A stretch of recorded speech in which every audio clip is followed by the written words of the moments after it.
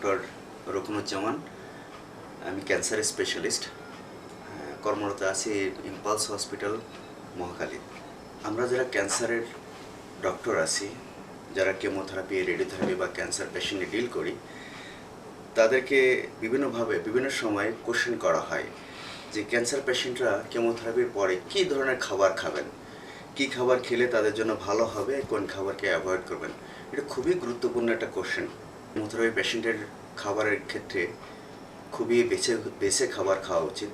তবে যে সমস্ত খাবার বেশি খাওয়া উচিত সেগুলোর মধ্যে আছে যেমন আমরা মাছ, মাংস, ডিম, দুধ, কলা, এগুলোকে আমরা বেশি খেতে বলি।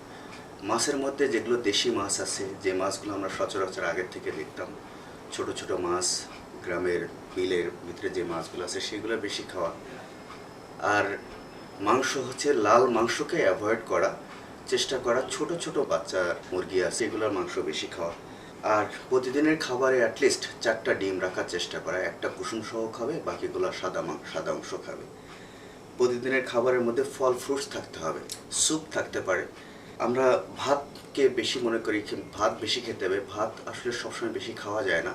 ক্যান্সার পেশেন্টের অংশে ভাত খেতে গেলে মুখে যেটা একটা দুর্গন্ধ মতন থাকে, একটা অ্যানোরেক্সিয়া ডেভেলপ করে, ভাত খেতে পারে না। ভাত কম খাবে, কিন্তু খাবারের যে ফ্রিকোয়েন্সিটা এটা বাড়াই দিতে হবে। আমরা 3বার খাবার খাই, ক্যান্সার পেশেন্ট খাবে অ্যাটলিস্ট 5 টাইমস, 5বার দিনে, সারাদিনে 5বার খাবার খাবে। আর যে সমস্ত খাবারকে পেশেন্টকে এড়িয়ে যাওয়া উচিত, যেমন আঙ্গুর বা পাতলা চামড়াযুক্ত ফ্রুটস যেগুলো আছে, ফল আছে, পেয়ারা, আপেল, এই ফলগুলোকে একটু অ্যাভয়েড করা। চিনির পরিমাণকে একটু কমায় দেওয়া যেতে পারে, বাট চিনির সঙ্গে আমাদের যে মিথ আছে সেরকম না, চিনি খেলেই যে খারাপ হবে এমন না, বাট কমায় দেওয়া যেতে পারে। তারপরে যেমন সিগারেট বা অন্যান্য জর্দাযুক্ত খাবার, পান, এগুলোকে একটু অ্যাভয়েড করা যেতে পারে।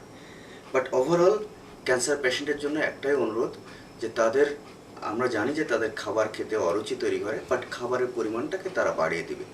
যে খাবারগুলোই খাচ্ছে ওই খাবারগুলোকে ফ্রিকোয়েন্সিটা বাড়াই দিবেন।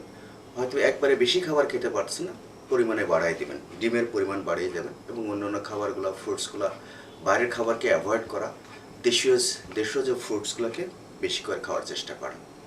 ভালো থাকবেন। আসসালামু আলাইকুম।